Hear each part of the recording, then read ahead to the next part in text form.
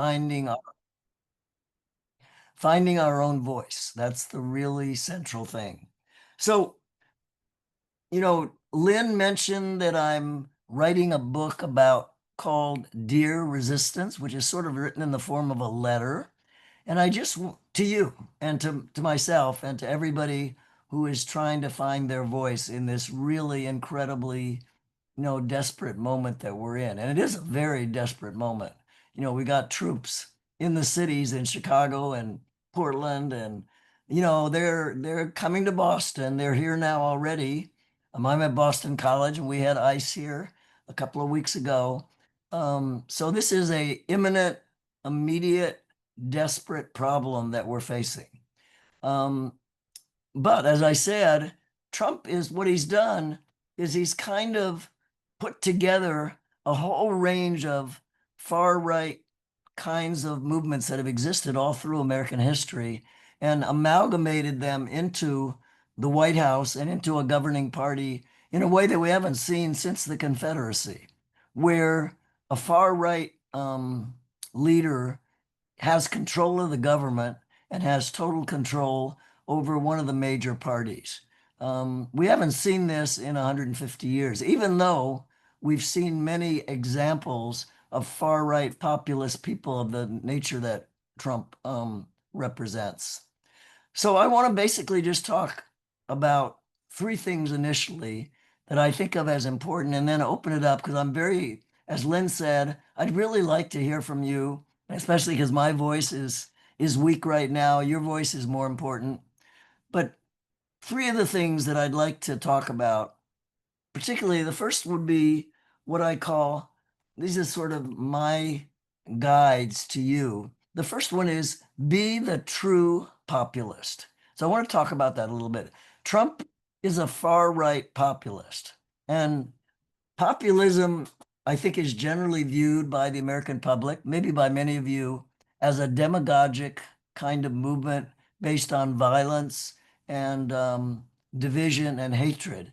And it might surprise you that I'm saying that the only solution, as I see it, for our resistance is to embrace a kind of what I call positive populism or left-leaning populism.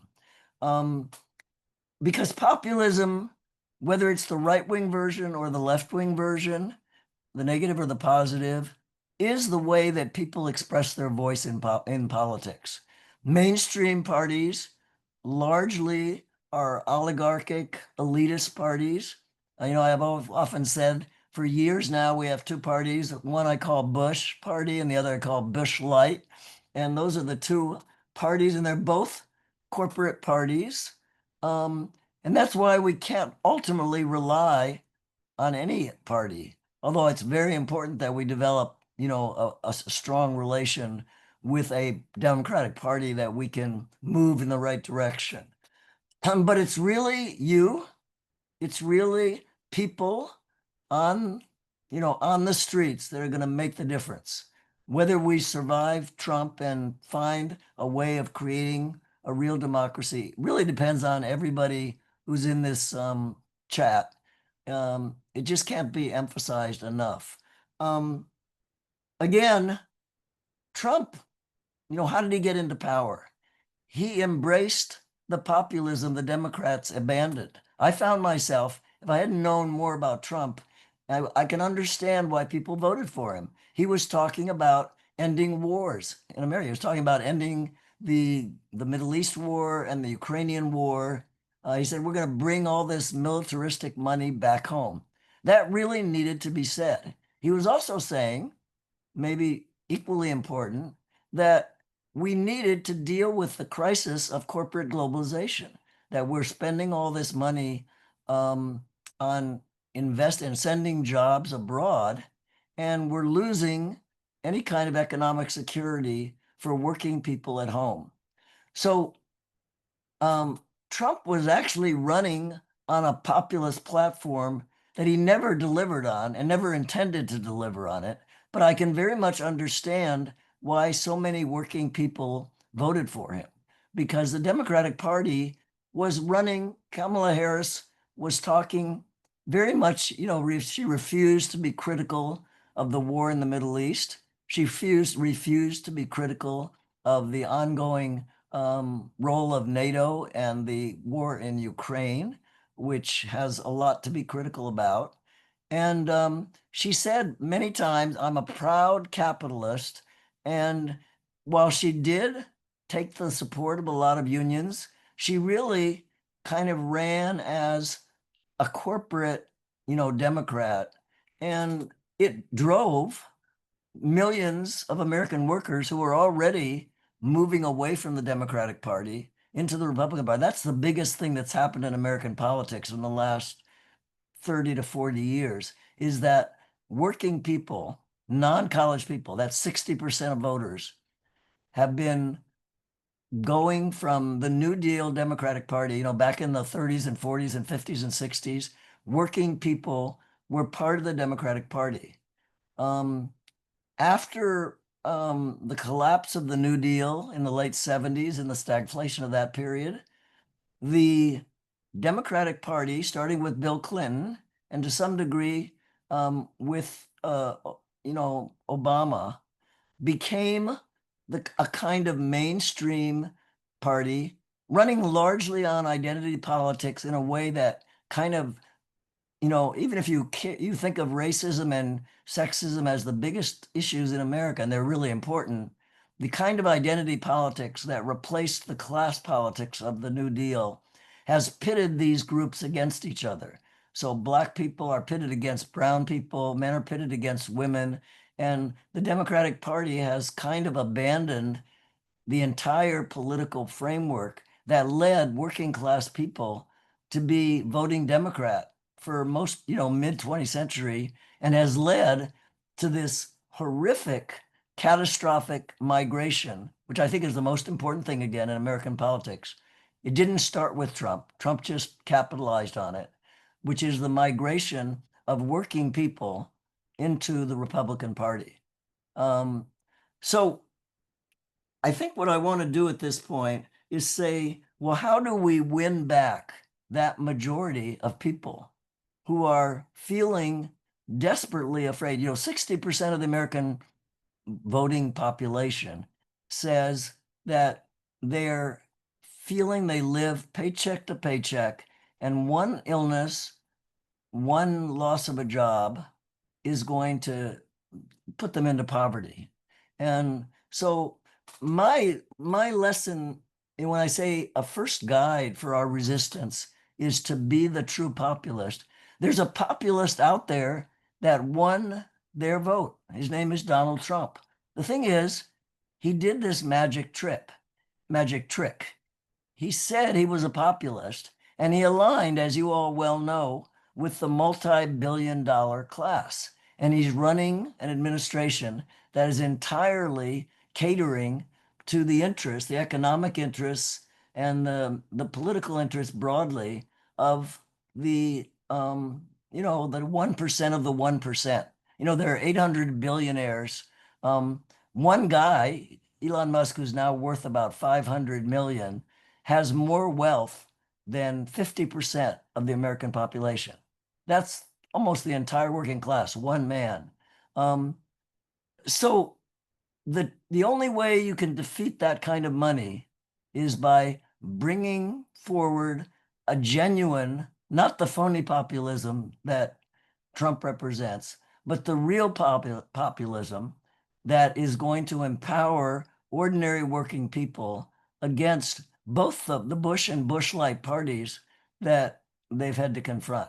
How do we do that? So I just want to briefly suggest a few things that the resistance has to do to bring working people back into a resistance to Trump, and to recognize that he is not representing the kind of populism that's going to dig them out of the hole that they feel they're in. So the first thing I would say about that is, you've got to expose how Trump, the kind of right-wing, far-right populism that he represents, it's very attractive. He's raging against the system. He says, I'm going to, the people who voted for him, the working people, are really pissed off.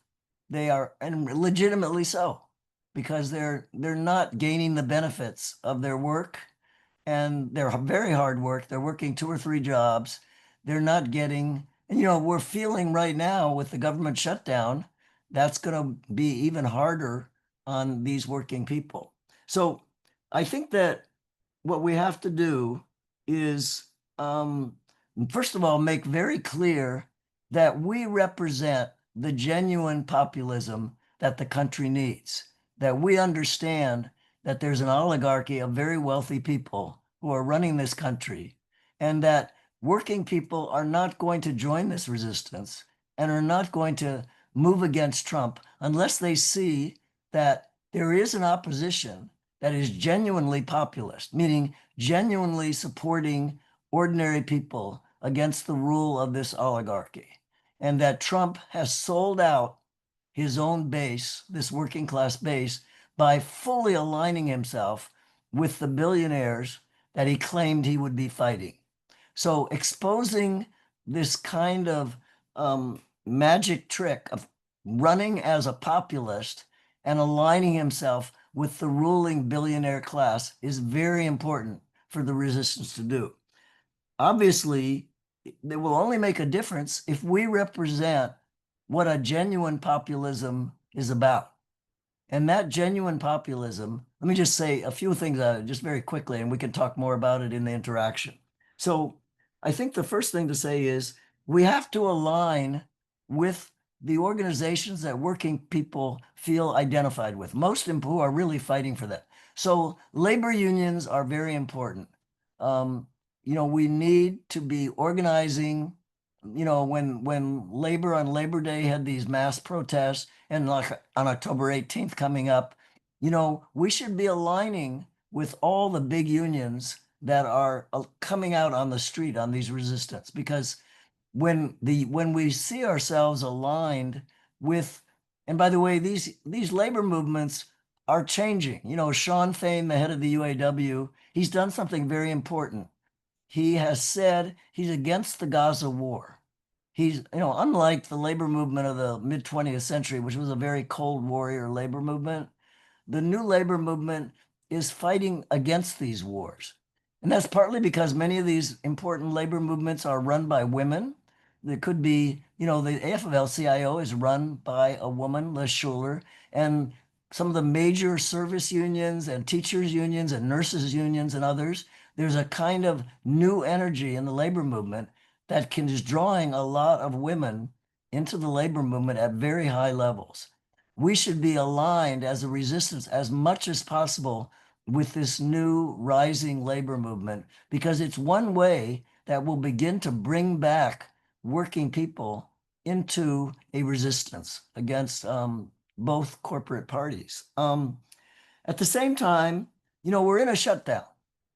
The government is shut down. What's happening is that, tens of thousands of government workers are furloughed or being fired. And people are losing, as about 20 million people will lose their health care over the process of this shutdown. So we need to, when we're out in the streets for the October 18th No King's Day protest, which I'm assuming many of you will be, we should be having our signs which are speaking for those laid off workers, those people on furlough, those people being fired, those people who are just desperate, because they are the ones who are really feeling the pain right now in this government shutdown. We need to be aligned, recognizing that we're speaking and resisting for them. And we're not going to win over the entire Trump base, because some of them will never leave Trump.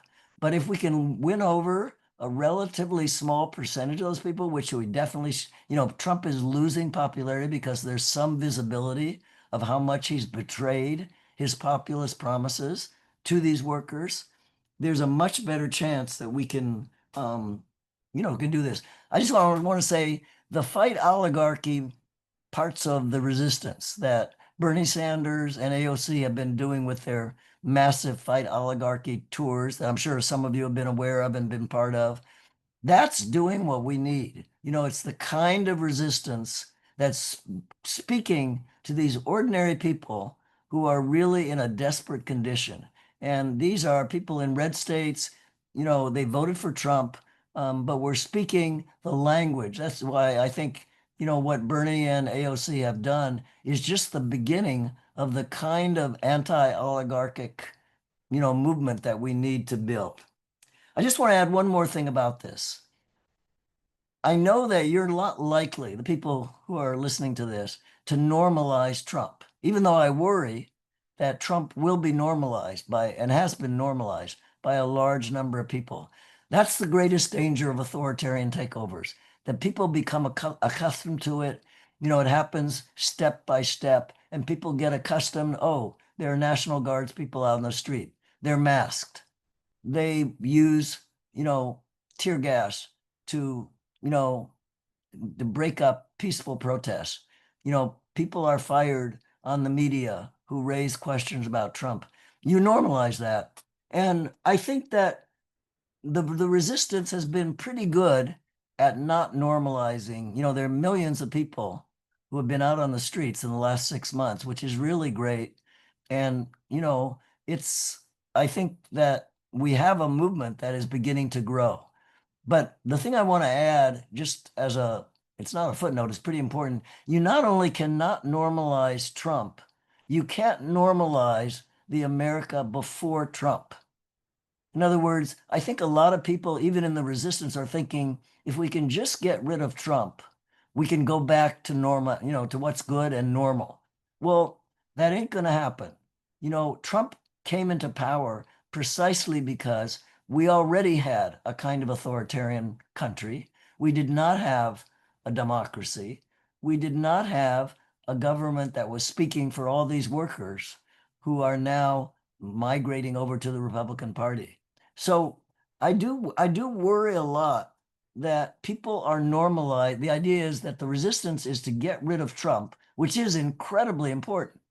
I'm not in any way trivializing the importance of getting rid of Trump and getting him out of office as absolutely fast as possible. But if you just go back to what we had in 2015 and since the New Deal, basically, you're just creating the conditions for another Trump. There will be a new Trump if we don't change the conditions that led up to Trump. So I just want to really highlight that idea that this resistance can't go back to say, well, we want to go back to the good America we had before Trump, because it was not a good America. It was run by an oligarchy that was making the lives of ordinary people less and less sustainable in many ways. So we need a resistance that is not only fighting every day to not normalize Trump and defeat him, but we need to defeat the the conditions and the oligarchy that have been ruling America long before Trump. And that has to be an integral part, because I can guarantee you, if we don't change those preconditions, a new Trump will emerge very quickly. So I worry about that. Now, I just want to go on and talk briefly about two things that are other guides that I'm very interested in and I think are important for you to at least hear briefly about. One is the question, I call it fight fear, but listen to it. And what I mean by that is authoritarians rule by fear. It's a kind of anticipatory fear. I mean, I was somewhat fearful about doing this talk because I imagine it's being recorded. And I imagine that, anybody in this conversation can potentially be marked and doxxed and, shaped.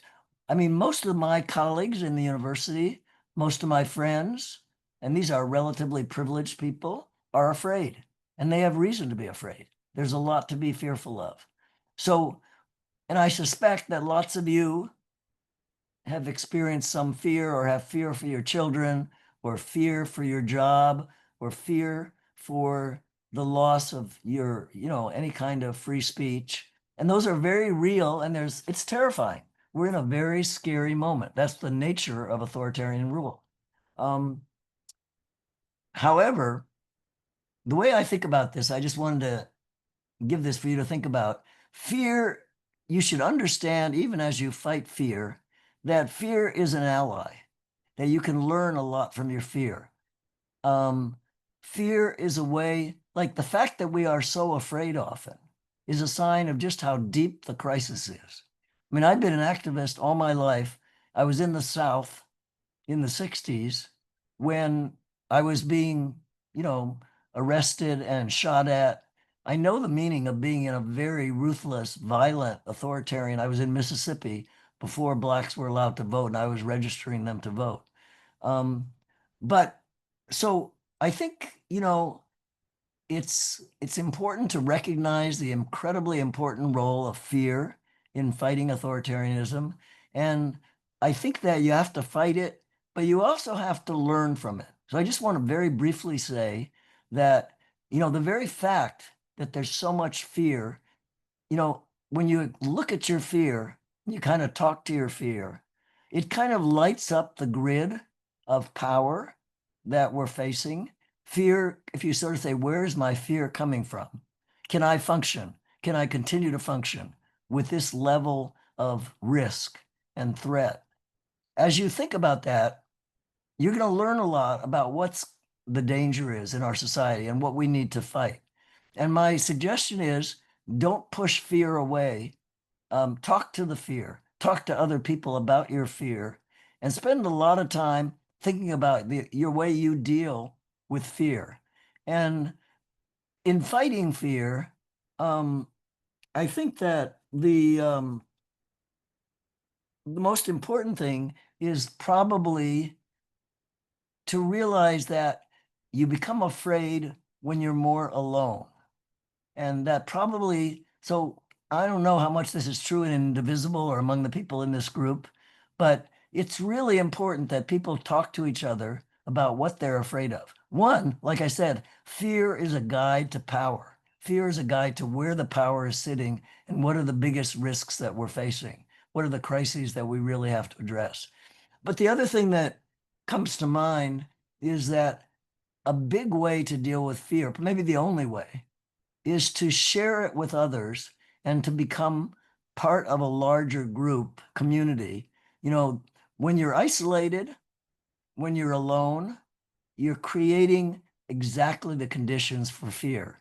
And the only way to really move beyond fear is to build a community, which is the best thing about what Indivisible and the resistance is doing. It's beginning to build a community of people in the resistance, which is the only way, in my view, to really deal with the kind of fear that's going to get worse as Trump's strategy gets more and more difficult.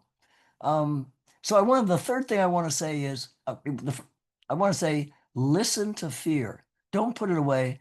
And I want to say sometimes fear means you should give yourself a little grace.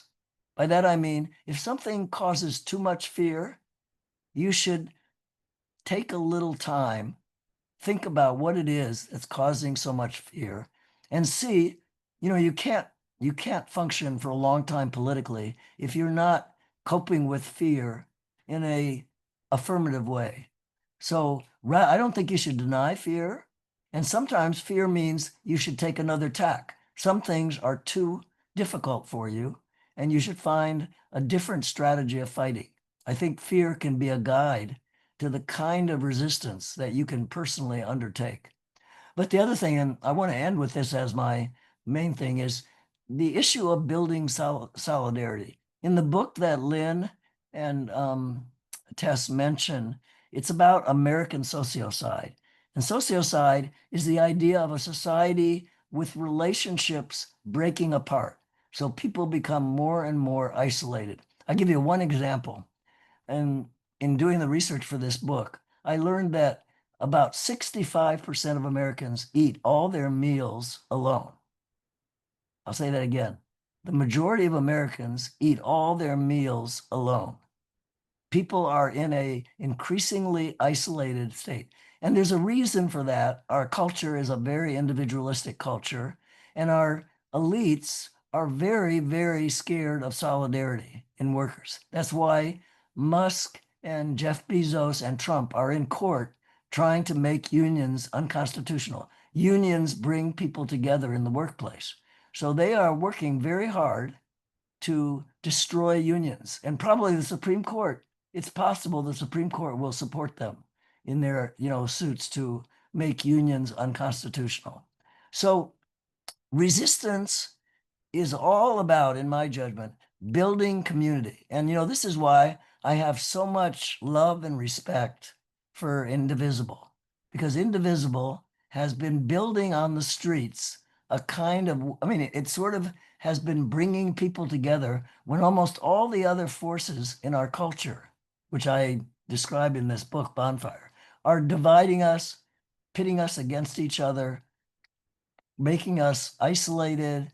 We're eating alone. We're watching our screens. My students are 6 or 7 hours on their Instagrams and TikToks, meaning they're not talking to people face to face.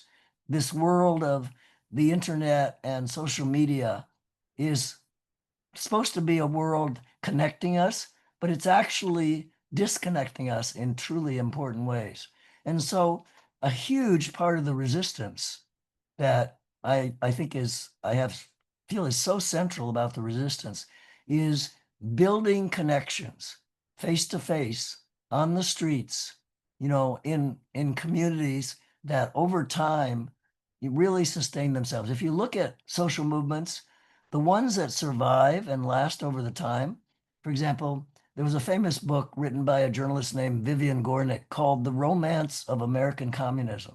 And what it was about was the kind of connections and culture that people during the New Deal built as they were building unions, and they were getting married. People were in the resistance were getting married to each other. They were having red diaper babies. They were creating summer camps. They created, songs and poetry, and they were building a kind of solidarity that was the foundation for this unusual period in American life where the kind of collective identity that's so weak in America, since we're such an individualistic and me-centered culture, became more of a collective identity.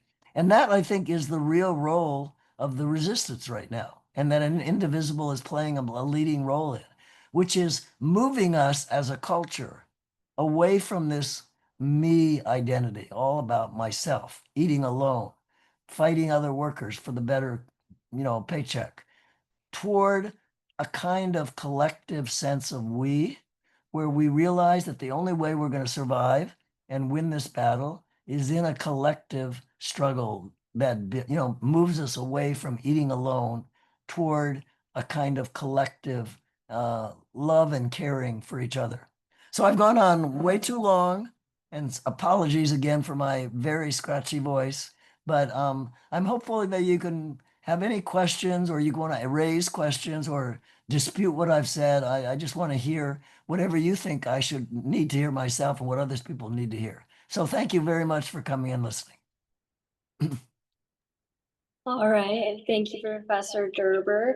A quick reminder to anyone who wasn't here for the beginning of the meeting, if you would like to ask a question, we can unmute you and let you turn on your camera. Just use the raise hand reaction and I will unmute and ask you to turn on your camera individually. And then if you are not comfortable speaking out, that's totally okay too. We have a chat monitor who will be monitoring questions in the chat. Just start your question with a Q so we can differentiate the questions from otherwise comments. And yeah, I'll start. We already have a few people raising their hands, so we will start the questions.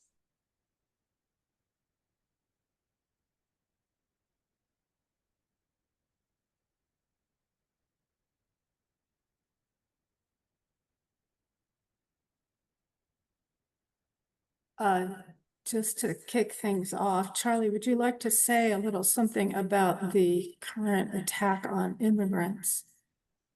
Yes.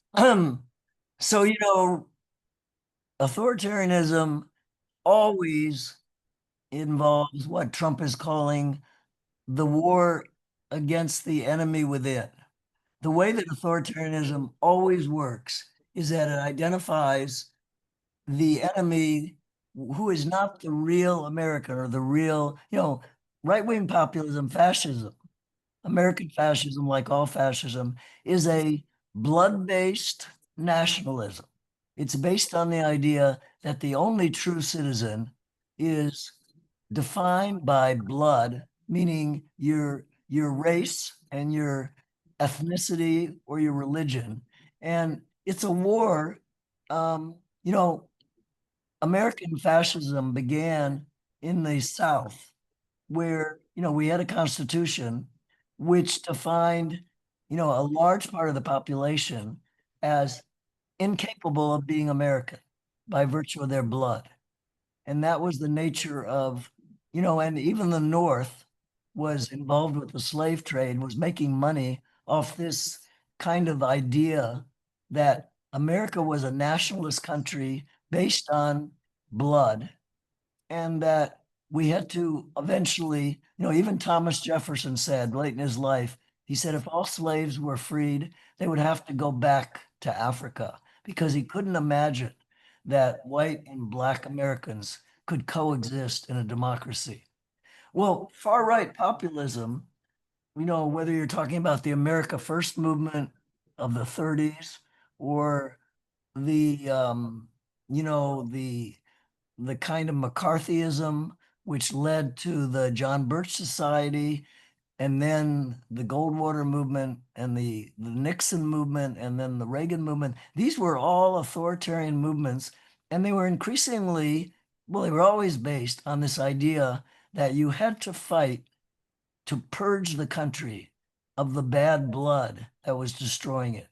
And that bad blood was defined by people of color, and the quote, deep state people who were aliens, usually Marxists or other people in the liberal elites, who were basically stealing the wages of ordinary workers and giving it to welfare queens and people in trouble. So, you know, I didn't know, given this history, that ordinary Americans, would turn out in the numbers they have to protect the immigrants who are now the enemy within. The immigrants have become the classic American fascist enemy. And Trump, there's no surprise at all that Trump will wage war on American cities as long as he can do it, as long until we stop him. Because this is the heart of authoritarianism. And so I'm really proud of ordinary Americans because they've come out in very large numbers to protect the immigrants, and you know, tacitly to protect all the other people of color who are being targeted by the oligarchy and by Trump. So I think that we should be celebrating the resistance, that it really has created a far greater um, community of people who are sort of identifying with the other, the so-called other, and prepared to risk their own safety to protect people. I mean, what's going on with immigrants today is what happened to Jews in Nazi Germany. They're being purged, and it's being done by um, militarized means that are basically fascist in character. And so our ability to win this fight is only going to happen if we sustain this very militant defense of the immigrant. It's crucial.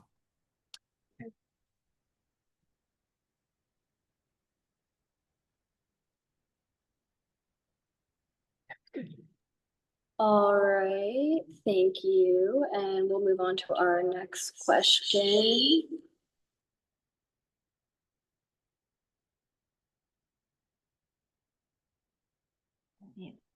Unmute. Did I unmute? Hi, am I there? Okay, good. Here's the thing. I'm gonna march again. I'm all set for the 18th, but it's diddly squat. Our biggest power is our money. What got us Kimball back was me and a million others pausing our Disney account. I've Right. been an advocate for something I'm calling Tuesdays for Truth. On Tuesdays, don't buy anything over the internet. Don't down ringtones. Don't order a movie, order it on Monday, watch it on Tuesday if you're going to do it. Go in your cart and buy it on Wednesday. I don't want people boycotting any particular business because we're all people work in those businesses. But I want the media to know that we're watching.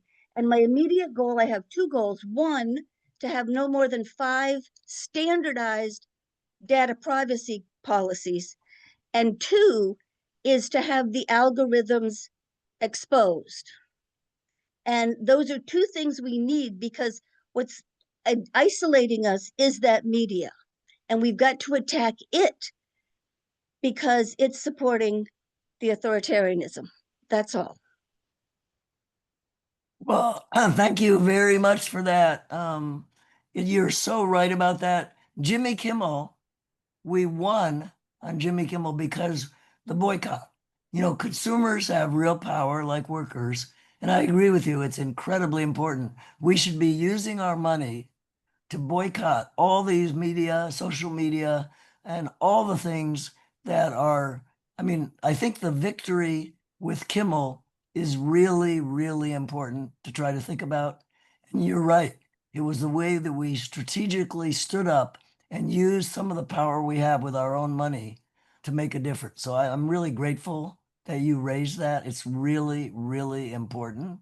In regard to the social media, you know, I've been struck this year in particular, a lot of my classes have been full of conversation, as Tess knows, about social media. Young people today are on social media. I mean, they log in how much time, on your phone, you can tell how much time you're on. They're averaging 5 to 6 to 7 hours on social media. It is incredibly dangerous. And I think they know it. They don't trust the influencers. They don't know who are the influencers. They realize that the algorithms that they're being fed are, putting them in echo chambers that are not giving them access to a lot of the information that they need. So we really do need to rise up. The new robber barons of the current era, the richest oligarchs in the world, are people in Silicon Valley who run these social media companies. It's these people have trillions of dollars. They are by far the most powerful oligarchs. And you're right that the algorithms are a kind of new wiring of power. I mean, the robber barons have always had a lot of power, but now they have a kind of electronic wiring of power, which operates on the brain and in ways that people don't really understand. So I really agree that social media is playing an incredibly powerful role in isolating us and setting us up for authoritarianism. You know, when social media is a dream world. It's in 1984. If you control social media and the algorithms, you control truth.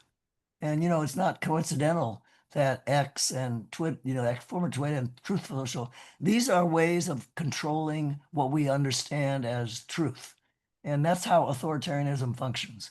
So, I think the contradictory element here is that social media is also a powerful way to organize. I mean, we're having this conversation. It's a limited form of a community, but it's something important. So we have to learn to be strategic about social media, really assault. I mean, the people who are running social media are running America right now. These are the really most powerful people in the world. So I think you're right to target those people. Those are the oligarchs I mean, they've taken a lot of the traditional Wall Street power, which is still there, but they're the private equity and the investors in Silicon Valley are, Well, they were the people that Kamala was close to. A lot of her background was from moneyed people in Silicon Valley. well, Um, what I wanted to say is why I was saying Tuesdays for Truth was just to scare them, to show that we can do it. If we can do it on Tuesday and only on Tuesday, and we're not against social media and we're not against any particular retailer. We're just saying if enough of us, even if it's 5%, if they have a 5% decrease in their money on Tuesdays, they're going to notice. So that's why I'm doing it. My suggestion is that strategic. It's not against it. It's not against any business. It's just when. And the threat then is, okay, we're not going to do it on Tuesdays, but you know what? You keep doing this, we'll add a few more days. And that's why I think my suggestion is strategic, because I see the benefit of social media, but social media better know that eventually it's accountable to their accountants and the money comes from us. Yes, I'm 100% with you.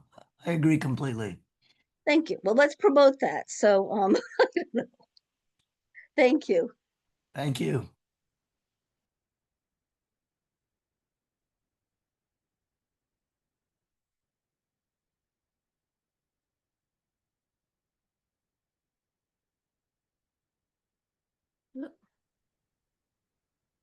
Hello. Hi. Um, that was a great talk. Thank you. And I was also going to bring up the concept of, or the question of boycotting, but in a slightly different tone. I mean, I'm finding that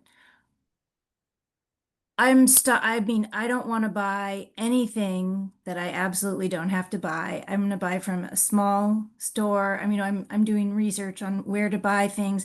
I'm done with big business. And the concept of don't target a particular business, I don't agree with, because Amazon has to come down, and yeah, lots of people will lose their jobs. These are not great jobs. I know they need a job desperately, but if the thing is gonna end, I don't know. Nothing's easy. That's one of my questions. Do you agree with that? Well, I agree we should target these big companies, and we have resources to do it. The boycott is a very powerful one.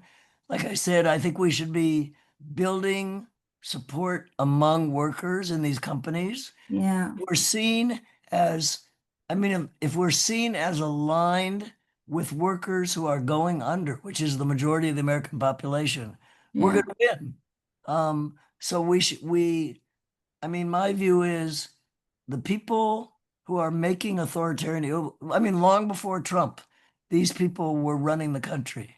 They're still running the country. Trump is adding a lot of, drama to it, and he's making Mhm. things worse in many ways. But I think when I say don't normalize America before Trump, who was Yeah. running America before Trump? It was these oligarchs, these very wealthy people who were ruining the lives of most American workers. So we just have to find ways to use our consumer dollars and use our bodies in protest, in boycotts against these people. We should be as strategic as possible in doing that. I'm not sure I'm answering Sarah Yeah, exactly. no, that's helpful. No, it's a better way. I can see the focus there. It's not just on like connecting with them and where we do our spending, but also where they do their spending Right. for Yeah. everyone. I mean, Um, you have to show you're on the people's side. I mean, what Trump has done is that he said, I'm on your side. I'm going to protect you. That's how right-wing populism works. The resistance has to really make people believe that we are truly on the side of working people. So, I mean, if we're not on their side, they're not going to be on our side. So, I mean, the resistance has got to speak from an understanding of where the great majority of Americans are and speaking for them and with them. If we're seen as somehow separate from them, we'll never win. and I have one other quick question, which is on the topic of communication. As this progresses, and I'm 55 and I'm also spending way too much time on social media. I know it. And I keep thinking, I'm like, do we need to get a ham radio? What is like, how we don't even know how to communicate. No one has phone lines anymore. How is this going to progress? Do you have any ideas on that? Well, this is a big subject in my conversations with students because their whole social life is increasingly online. They've grown up on it. They tell me their younger siblings who are 10 or 12, they're online even more, maybe, 8 hours or 9 hours a day. So, you know, that's why I was saying these resistances are bringing people face to face, and we need practice in talking to people face to face. So the more we're out in these face to face resistance, we're building an alternative culture, right? And it's really, really important. And social media is a powerful tool, but it's basically working against us in many, many ways. And the resistance, I love the resistance because the resistance largely happens face to face in the streets. And that's where we're going to win or lose. On October 18th, I think we're going to see 5 or 6 or 7 million people on the street. That's going to be building. It's going to be the next, there's going to be a whole sequence of these things. I think, how we build. I don't think you're unusual when you say you're 55 and you're more and more online. The whole culture is moving in that direction. So this is a cultural as well as a political kind of revolution, right? We need to really this book I've just written is all about this. It's about Okay. Well, how face-to-face relations are being destroyed, partly at the workplace, which is really important. Um, Marx believed that capitalism would actually be overthrown because capitalism would bring the workers together in a social workspace. And the elites have now realized the danger of that. So they're taking people out of a social workplace.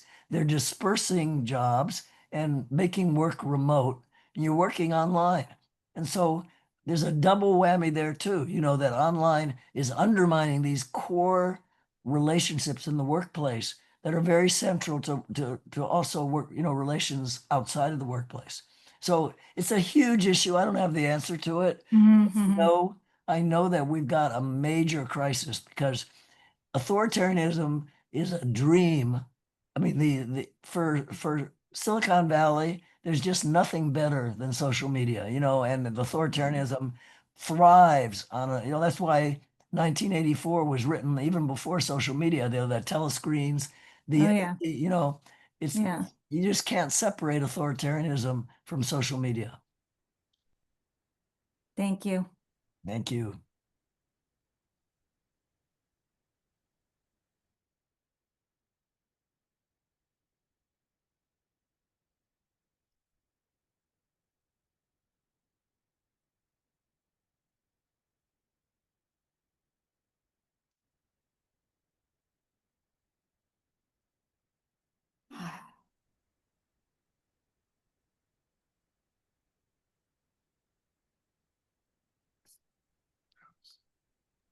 Judy, you guys are on if you want to ask your question.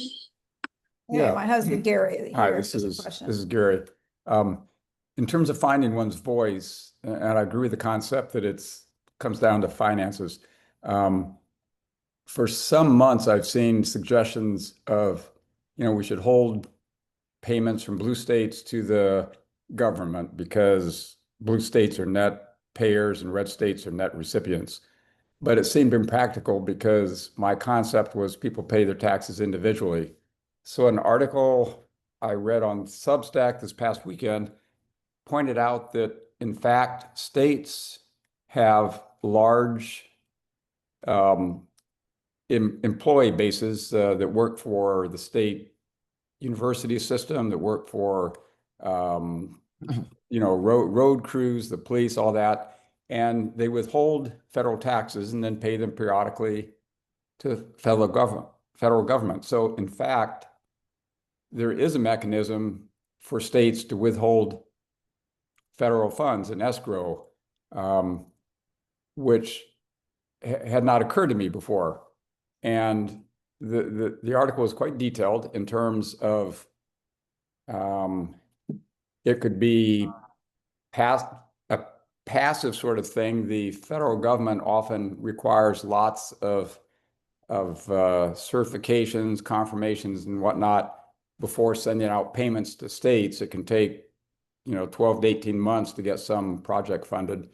The states could likewise require multiple verifications, taxpayer identification and whatnot, before they release the payments from escrow to the state. So is it practical to lobby one's state governments to set up some sort of system of withholding tax payments withheld by the states for the benefit of their citizens to the federal government until the federal government pays the states what has been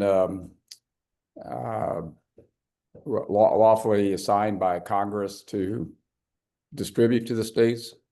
I mean, is that a practical way to find our voice? It seemed all of a sudden to make sense to me. And if you could get 6 or 8 states doing that, and just for an example, the state of California, University of California has about 25 billion in payroll taxes. So, or in payroll. So that's what, 10% anyways, a couple billion. And then you add all the highway workers and whatnot. So it seems like it could be a significant sum withheld from the government. Is that a practical way to find our voice? Well, yeah, excuse me. Let me. Or, as you said, we've been run by 2 kind of autocratic parties up Yeah. to this point. Are we trying to work with one autocratic party to go against another autocratic party? All right. It's a really interesting question, and I haven't thought about it, but I think when you think about mobilizing states, against the federal government, I think of things like climate and the environmental crisis. So in California, Oregon, and Washington, or in New England, you have state-based confederations where states are progressive states are coming together to fund things that the federal government, for example, climate change, is now withholding money from. So I think that there is a way to mobilize alliances among states that can be progressive and helpful. But the idea of withholding money, which might go to red states, I don't think is necessarily a good idea, because I think that it's true that blue states support red states. But if people in red states come to believe that the people in blue states, these damn liberals, are withholding their tax money so they can't get the very sparse federal support they get, which is already pretty low.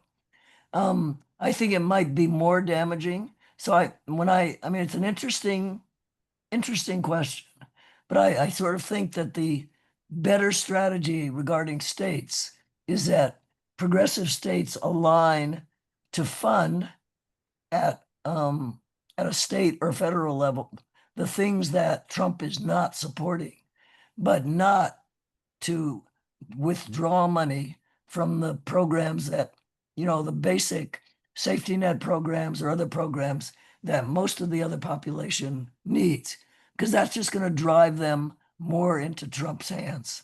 But I'd like to think about it more. I appreciate the question.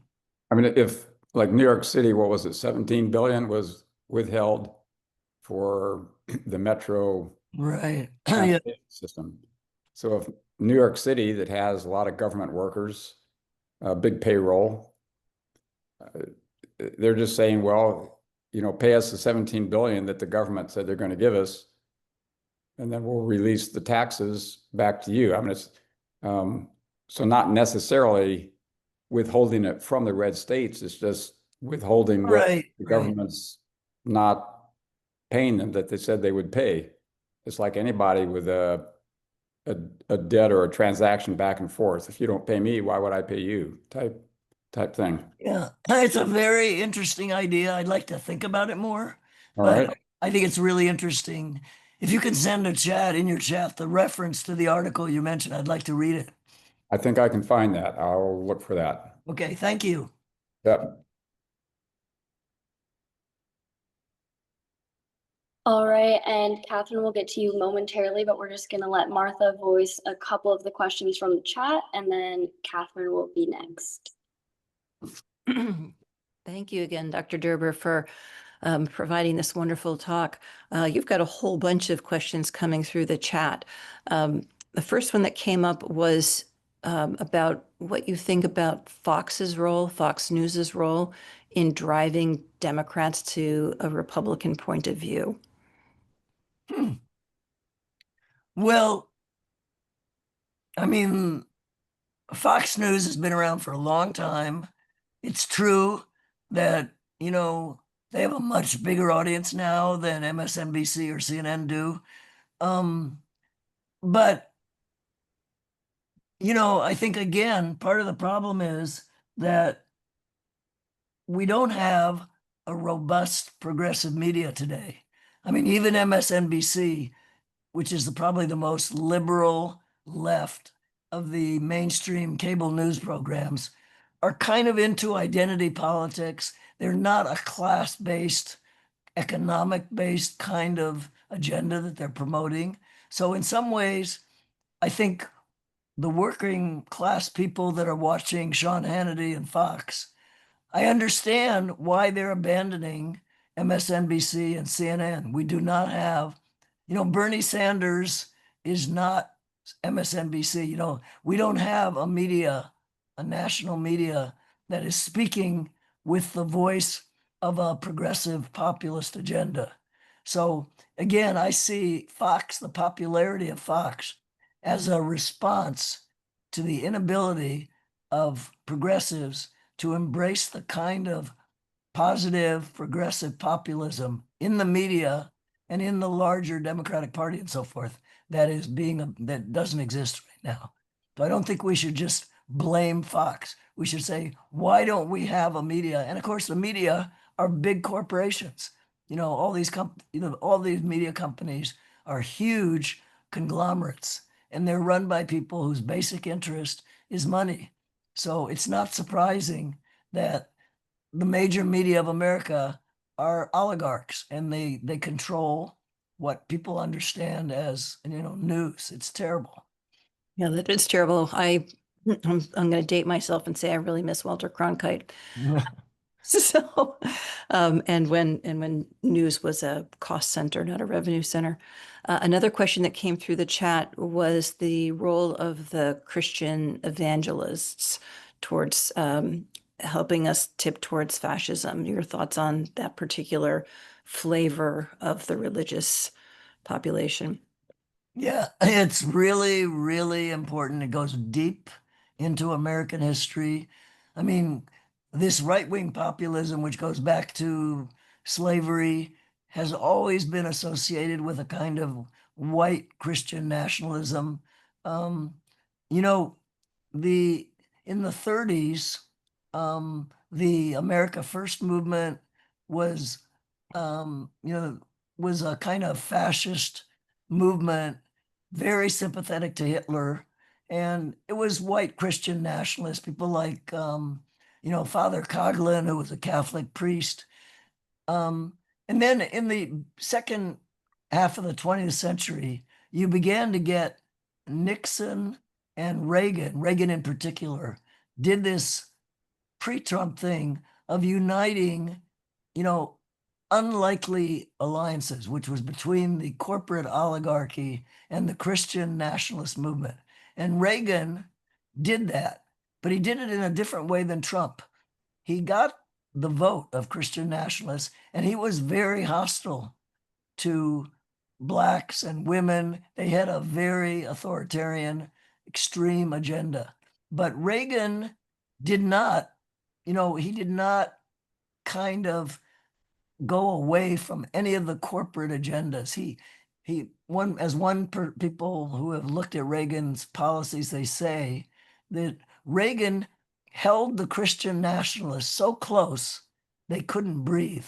And what they mean by that is he pulled them into his politics, but they did not gain the kind of voice that now got under Trump. So that's why Trump is more dangerous than Reagan is, because he has the same corporate Christian nationalist unlikely coalition, but he's allowing the Christian nationalist part of that coalition to really have a voice in a way that Reagan did not. And so we're dealing with a level of American fascism, which Christian nationalism has long been a part of American life, but it's never been in the White House as fully and vocally. We have people like Stephen Miller and, Russell Vogt, the whole Project 2025 people. These are far right Christian nationalist aligned people who really are right in the White House running the government. So we haven't had that level of proximity of Christian nationalism to direct power in a long time, even though Christian nationalism has been a force in American politics and culture for a very long time. But it's never been so sitting in such critical seats of power as it is today. That's fabulous. Fabulous way to explain it, and super helpful. I'll ask another one and then I'll pass it back and a few others can ask their questions. And then I have still more. And also Dr. Derber at 8:12, Judy Newton posted the link to the article on withholding tax. Okay, thank you very much. So one question that's been in the chat in a few different ways is, how do we expose MAGA as betraying the working people? It's one thing to show that we support working people, but it's another thing to get it tilted so they see that MAGA is a con job. That is a really, really important question, because the hardest part for American progressives all through history is dealing with the view or the sort of reality that progressivism has largely been, with some exceptions, the purview of highly educated, affluent American liberals. And American liberals have not been friendly to the cultural conservative character of the American working class. So I've got two thoughts about this. One is you have to get the working class on your side, particularly now when the economic crisis that working people are going through is so incredibly intense. You've got to have a really, really strong working class agenda. You need to have, right now, people are losing their health care, their wages are declining in a period when prices are going up. People are not surviving.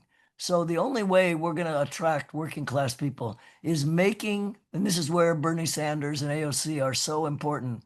And AOC is currently, Nate Silver, the pollster, said that AOC was potentially the most likely candidate for president in the Democratic Party in 2028. Oh, I love that. Yeah. I mean, we need a Democratic Party that is radical on economics. It's the only way you're going to bring working class people in. When Sanders was running against Hillary in 2016, he was winning votes, but the corporate Democrats bounced him out. They ran the Democratic Party in a way that didn't allow him to speak. We need to change that. We desperately need a Democratic Party that is radically populist to bring over the workers. Second, we need a kind of cultural compassion, let's put it that way. The only way, for example, in the Gilded Age, the populist movement had to deal with racist working people in the South and the Midwest, and they had a very hard time doing it. But there were people who found a way in that populist movement of bringing together working class, culturally conservative workers with an economically radical agenda. And that's the challenge for the resistance today. It's to have that kind of radical populist economic agenda with a big tent cultural, we need to be able to talk to culturally conservative workers who might be Christian, who might be, you know, not enjoying being called white privilege when their own sense of privilege is down in the dumps. We've got to find a way to relate with empathy for people who don't necessarily share all the cultural values. And we got to get rid of all this kind of cancel culture and kind of, politically correct dogma on the left that's always made it very difficult to reach out across cultural differences and bring working class people who are not affluent and are not culturally liberal onto our side. So I think that's a really, really, really crucial issue. I'm not surprised people are raising that question. And the solution is be as economically radical as possible and culturally as, and sort of universalizing and accepting as possible, bringing the cultural, what it takes to be part of this resistance is simply a caring, compassionate person. Their culture may be very different religiously, ethnically, in terms of even their basic starting point and ways they think about gender and race. We have to be open to a very broad cultural conversation that does not alienate the mass of working people in the United States. It's super helpful. And I've noticed in the chat, folks are commenting on Zoran in New York City. Yeah, he's a great example of this. Yeah. And the Democratic Party is not supporting him. So I'll pass this next question over to Catherine. And then I have more questions for you from the chat. Okay, thank you very much. Thank you. Hold on. I just have to figure out, hold on, there we go. Well, thank you. This has been thrilling. I have to say, so I grew up in a very left of left family going back generations. On one side, my maternal grandfather helped to found one of the earliest labor unions in the country. On my paternal grandfather was the president of a labor union. We've been through it. I feel like I started when I was in 7th grade and wrote a history paper on the French's involvement in Vietnam before they pulled out and we moved in. So I'm taking a long view because I have to say that if I don't look for something different coming on, then I feel like, yes, Trump is the worst of the worst and the most dangerous we have ever encountered, and regardless of all of the moments of near fascism and ultra right-wing conservative control, we've never been so on the edge of the cliff, if not already sliding down it. Here's my question, and I'll read it from the chat because I have a fever and I'm struggling, so I wrote it, but I'd rather try to read it to you.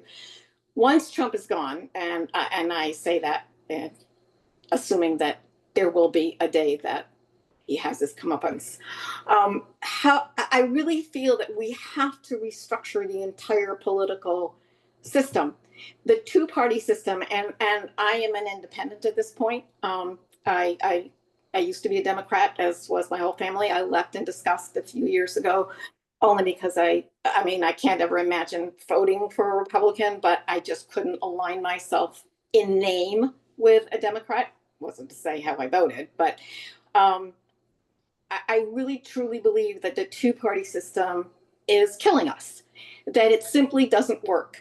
And I look to, and obviously, I'm looking to Great Britain. Obviously, there are huge problems in Great Britain, but in different ways. But I really, truly believe we need to move to a balanced three-party system. And that third party would be a workers' party, akin to the Labour Party in Great Britain. And that we change the whole structure, that that maybe the whole concept of a Senate and a House is really what is preventing any functional change, so that the whole structure needs to be changed. But I have to say that would take years and years and years. First of all, I mean, we're up against it. It would have to go through Congress, and it would probably require a constitutional amendment. And if it's just trying to get through Congress, the existing two-party system they have a vested interest in seeing that nothing changes. So but I do feel that unless there is a fundamental systemic change in how we structure our government, we are going to continue to go on this roller coaster of up and down and up and down, and we will never move forward. And the people who are hurting the most will never ever find a better quality of life and justice, culturally, economically, politically, environmentally. And I'm sorry, but I'd like to know, do you even see that as a possibility? Maybe not my thought. I mean, and with that, I have to say, I also see the same design has to be changed at SCOTUS. I mean, this concept of how it's structured is insane. And I can see it being set up in a similar way where there are judges elected from 3 different parties. So there's an equal number. And you don't end up where we are today with a majority of Republican appointees controlling every single decision to the benefit of the president and not the people. But I don't know. I mean, you obviously have, you've done the studies, you teach it, you write it. Do you think is that a wish that would never, I mean, this is just a fantasy? Is this beyond the possibility of reality? And if it is, then what do we do? Because we cannot go on like this. Well, thank you very much. The populists in the 1890s, they formed in 1892. You probably know this, the People's Party, which was a radical party, a third party, and they wanted to socialize Wall Street, get the people controlling the money in society, and they were pretty strong. But in 1896, they got taken over by the Democratic Party, and the Populist Party basically lost its radical edge. So I do sympathize with what you're saying, and I feel like, in fact, the kind of change you're envisaging is not even big enough. A third party by itself is not going to change the basic architecture of American authoritarianism, which is built not just on the party system, but on the way money operates in our political system and our economy, and the way in which, like you say, I mean, this is not, if you had a third party, it would probably be also taken over by money. You'd still have to fight. Oh, I didn't. I mean, I'm sorry. That was a given and I didn't say Yeah. it. But obviously there has to be extreme limits on political contributions. Absolutely. And it can't come from corporations. Zero from corporations. Only there you also, money flows and it flows darkly. And so there just has to be bottom line limits. That is an absolute given. Okay, yeah. Well, it's not just the money flow, but that's a big part of it. So my answer, I really appreciate your question and your frustration, is a both and. I think we've got to build new political voices and also do everything we can to take over the Democratic Party. I think it's a both and. The Democratic Party, in the face of Trump, is building a much more populist group of candidates and officials than it had like even 4 years ago. I think we have to really, as you say, we're in a short-term emergency. We've got to be aware of short-term problems, and 2026 and 2028 really, really matter. So to the extent we can really push the Democratic Party in this more populist direction, I think it is moving in that direction, we ought to do that. At the same time, we should be fully aware of all the constitutional and political and economic limits of the political system that we're dealing with right now, and work on the longer term agenda of building a new party that really can, do the kind of thing we've been talking about, which is build a completely new agenda, which is beyond Trump and it's going to be beyond the America before Trump. This is a long-term, your family lived it, it's a long-term agenda. We've got to, at the same time, deal with the short-term crisis, which is really only going to be resolved by getting the Democratic Party into a much more populist place, really speaking to those workers. But then the long-term, absolutely, we need a much more fundamental change in the entire way our economy, our environment, and our political system works. It's really, really fundamental. And, you know, our country, I mean, I should say, you know, it was born in deception. We talk about no kings. You know, when America was born, there was no real king in England. King George it was really, England was a parliamentary democracy. The taxes on America were not made by the king, they were made by the parliament. Parliament, yeah. Democracy, yeah. So, which I say this only to say that the people that ran America after the Revolution had those funny names like Jefferson and Washington, and they were the same people that ran it before and after.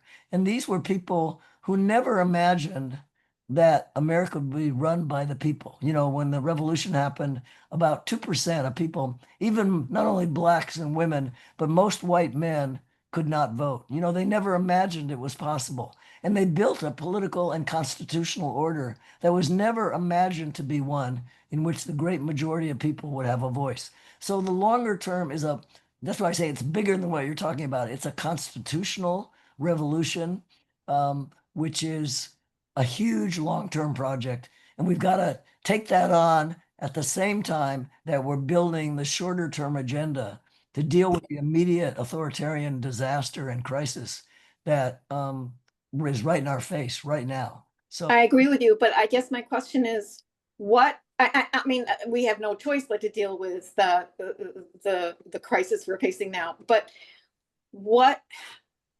Catherine, can I just note, we are running up against. I'm sorry. So if you could make a really quick. I'm trying to make it quick. I have a fever. I'm trying to pull it together.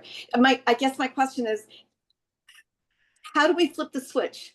And I know, you know, electing more people like Mamdani and others who are starting to come into the Democratic Party is critical, but I just see that as taking so long that we're going to end up, I don't know. you know, I think, you know, the answer is the resistance. You need people in the millions out on the street, you know, independent of the parties, independent of these longer things. What really is going to change the country is a mobilized population. And we're doing that right now. We're building, you know, there's a 3.5% rule. Yeah. You know, we've met that goal. We need to sustain it now. You know, when you looked at the Arab Spring, they got millions of young people on the street, but they didn't build a sustainable movement. We need those people in large numbers out on the street, but we need it for the long time. You know, you got to build. That's where unions and other kinds of institutional resources are critical to sustaining that kind of presence on the street. You know, in Tunisia, the Egyptian Arab Spring failed because there was no institutional resource. It was just young people going out on the streets. They couldn't sustain it. In Tunisia, they had a large labor system, and the unions got involved and actually ended the autocratic system that was in play. So we need to build an ongoing resistance movement that is sustainable on the streets. But I think the real answer to your question is these very large and immediate changes are only going to come if we keep building everybody we can and know, bringing them out on October 18th, and then keeping them out as much as we can. It's the only solution. Gotcha. Thank you very much. Thank you very much. All right, we're gonna allow Lynn to give some closing remarks. I'm sorry we weren't able to get to all the questions. There were so many great ones, but unfortunately we're coming to the end of our Zoom.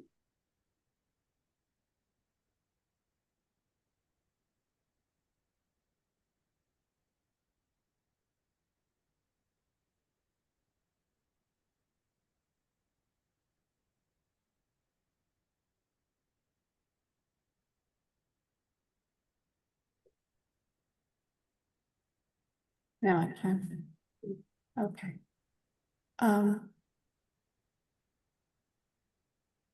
Well, you don't have to see me. I wanted to thank you all for coming. As you can see, we have only barely scratched the surface of immense issues that are facing us. And we really thank Dr. Charles Derber for spending the time and thought to put together this discussion, which could go on obviously for hours. I encourage you to talk with your family, your friends, continue this discussion with other people around you. Please join with other groups. We invite you to join Boston Indivisible at our website, bindivisible.org. If you go to the national site, which is indivisible.org, you can tap into their national discussions on Thursday, where they discuss what's the plan, and they will talk about an overall direction that the whole movement is trying to help everyone move toward with local organizing. So basically no one can do everything, and it's overwhelming, but everyone can do something, and take time, as Dr. Derber said, to take care of yourself, take breaks, breathe, try to, step away from social media and just the worry for a while when you need to. And social scientists have told us if there's a groundswell of enough people that turn out in the streets, we can overthrow a repressive government. So that is our hope and our goal. So next opportunity is October 18th, No King's Day 2. And it's at the Boston Common from 12 to 3. Bring signs, bring friends. We are trying to organize it so that it will be a safe, positive, loving, democracy committed group of people, and you will find many other kindred spirits there. So thank you all very much. It means a lot that you joined us. It means a lot that you are so involved, and let us just go forward together. Thank you so much.